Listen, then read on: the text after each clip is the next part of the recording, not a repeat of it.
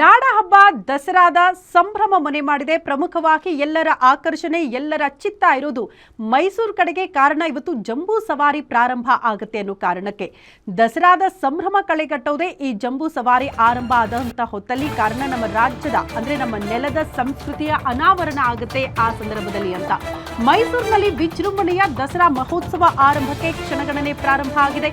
ವಿಶ್ವವಿಖ್ಯಾತ ದಸರಾ ಜಂಬೂ ಸವಾರಿಗೆ ಕ್ಷಣಗಣನೆ ಪ್ರಾರಂಭ ಆಗಿದೆ. ಎಲ್ಲರ ಚಿತ್ತ ಆ ಕಡೆ ಇದೆ. 750 ಕೆಜಿ ಚಿನ್ನದ ಅಂಬಾರಿ ಹೊತ್ತು ಅಭಿಮನ್ಯು ಸಾಗಲಿದ್ದಾರೆ.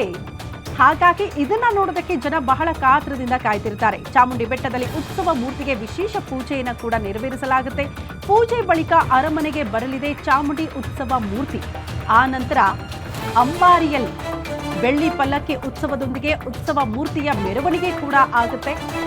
ಅದರ ಜೊತೆಗೆ ಚಿನ್ನದ ಅಂಬಾರಿಯಲ್ಲಿ ಚಾಮುಂಡಿ ಉತ್ಸವ ಮೂರ್ತಿಯನ್ನ ಪ್ರತಿಷ್ಠಾಪನೆ ಮಾಡಲಾಗುತ್ತೆ. ಈ ಚಾಮುಂಡಿ ಉತ್ಸವ ಮೂರ್ತಿಯನ್ನ ಚಿನ್ನದ ಅಂಬಾರಿಯಲ್ಲಿ ತೋರಿಸ್ತಾರಲ್ಲ, ಆ ದೃಶ್ಯಗಳನ್ನ ನೋಡೋದಕ್ಕೆ ಎರಡು ಕಣ್ಣುಗಳು ಸಾಲದು. ತಾಯಿ ಚಾಮುಂಡಿ ಉತ್ಸವ ಮೂರ್ತಿ ನೋಡೋದಕ್ಕೆ ಜನ ಬಹಳ ಕಾತರದಿಂದ ಕಾಯ್ತಿದ್ದಾರೆ. ರಾಜ ಬೀದಿಯಲ್ಲಿ ಗಾಂಭೀರ್ಯದಿಂದ ಹೆಜ್ಜೆ ಹಾಕಲಿದ್ದಾನೆ ಅಭಿಮನ್ಯು. ಹಾಗಾಗಿ ಮೈಸೂರಿನಲ್ಲಿ ವಿಜೃಂಭಣೆಯಿಂದ ದಸರಾ ಮಹೋತ್ಸವ ಸಾಗ್ತಾ ಇದೆ. ಇವತ್ತು ಜಂಬೂ ಸವಾರಿ ಪ್ರಮುಖವಾಗಿ ಎಲ್ಲರ ಆಕರ್ಷಣೆಗೆ ಒಳಗಾಗುವಂತಹ ದೃಶ್ಯಗಳು.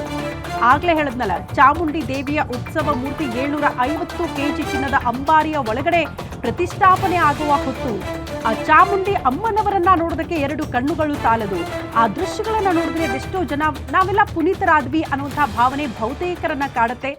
ಜೊತೆಗೆ ಆ ದೃಶ್ಯಗಳನ್ನ ಕಣ್ತುಂಬಿಕೊಳ್ಳೋದಕ್ಕೆ ಜಸ್ಟ್ ರಾಜ್ಯ ಮಾತ್ರ ಅಲ್ಲ, ಬೇರೆ ಬೇರೆ ರಾಜ್ಯಗಳಿಂದಲೂ ಕೂಡ ಜನರ ಆಗಮನ ಕೂಡ ಆಗುತ್ತೆ. ಹಾಗಾಗಿ ಕೊನೆ ಕ್ಷಣದ ಸಿದ್ಧತೆಗಳು ಆಗ್ತಾ ಇದೆ ಅನ್ನೋದ್ರ ಬಗ್ಗೆ ಮಾಹಿತಿ ಸಿಗ್ತಾ ಇದೆ.